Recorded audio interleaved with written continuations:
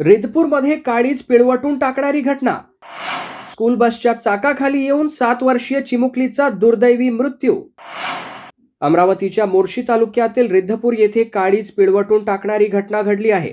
शाळेतून घरी परतणाऱ्या 7 वर्षीय ईश्वरी रवींद्र ठाकरे या चिमुकलीचा स्कूल बसच्या चाकाखाली आल्याने दुर्दैवी मृत्यू झाला।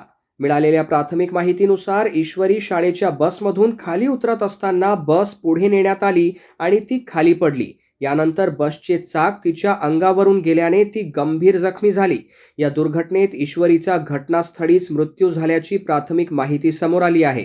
घटनेनंतर तिचा मृतदेह पंचनामा आणि पुढील वैद्यकीय प्रक्रियेसाठी चांदूर बाजार ग्रामीण रुग्णालयात आणण्यात आला। या घटनेचा पुढील तपास शिरखेड आणि चांदूर बाजार पोलीस करत आहेत।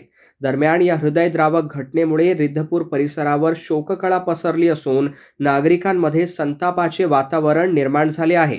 या घटनेने पुन्हा एकदा शालेय विद्यार्थ्यांच्या सुरक्षिततेचा आणि स्कूल बस व्यवस्थेचा गंभीर प्रश्न ऐरणीवर आणला आहे।